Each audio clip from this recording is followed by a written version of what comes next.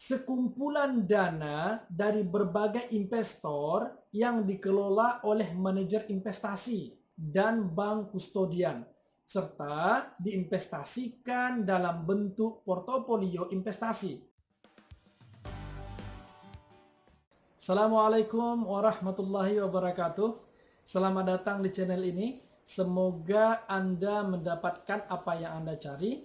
Sesuai dengan moto channel ini, ekonomi syariah, investasi, dan tutorial. Maka pada kesempatan ini, kita akan bahas mengenai ekonomi syariah. Tapi bisa juga kita masukkan ke dalam investasi. Nah, apa itu? Yaitu mengenai salah satu produk di pasar modal syariah. Namanya adalah reksadana syariah. Oke, sebelum kita membahas lebih mendalam salah satu produk pasar modal syariah ini, maka kita harus tahu dulu pengertiannya apa. Reksadana syariah definisinya adalah sekumpulan dana dari berbagai investor yang dikelola oleh manajer investasi dan bank kustodian, serta diinvestasikan dalam bentuk portofolio investasi seperti deposito syariah, suku, saham syariah, dan lain-lain sebagainya, selagi produk-produk tersebut diakui di negara kita baik di pasar modal maupun di bank. Kemudian, jadi reksadana itu tidak dijamin oleh LPS. Kalau deposito itu dijamin ya. Itu yang perlu kita ingat. Kemudian kita lanjutkan. Reksadana syariah itu paling tidak memiliki 4 jenis. Saya ulangi ya. Reksadana syariah itu paling tidak memiliki 4 jenis reksadana. Pertama, reksadana syariah pasar uang. Kemudian, reksadana syariah pendapatan tetap.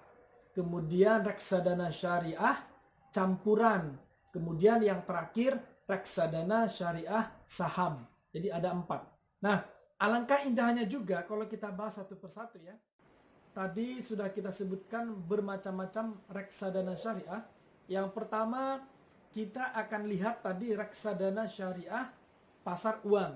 Nah, dalam ketentuan ini atau mengapa reksadana ini dikatakan sebagai reksadana syariah pasar uang, karena dalam aturannya adalah 100% uang yang terkumpul di reksadana itu harus ditanamkan atau diinvestasikan ke dalam bentuk pasar uang.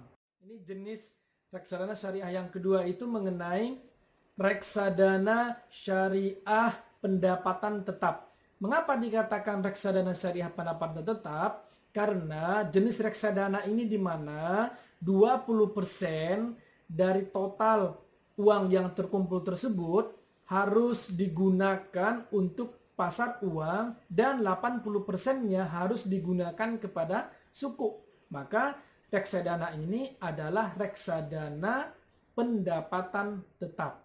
Kemudian kita lihat jenis ketiga reksadana yang tadi kita maksudkan. Reksadana syariah campuran. Kenapa dikatakan campuran? Karena reksadana ini 20%-nya uangnya diletakkan di pasar uang, 30%-nya diletakkan di suku, dan 50% diletakkan di saham.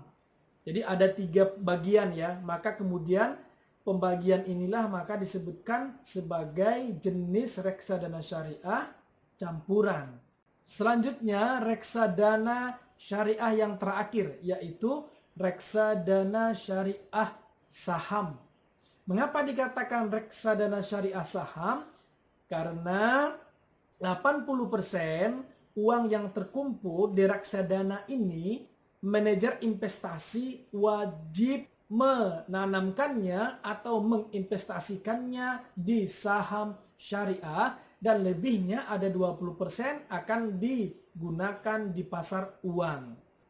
Ini adalah jenis-jenis investasi yang biasanya sering digunakan atau dipakai oleh para manajer investasi ketika mereka menginvestasikan uang yang tadi sudah terkumpul di reksadana.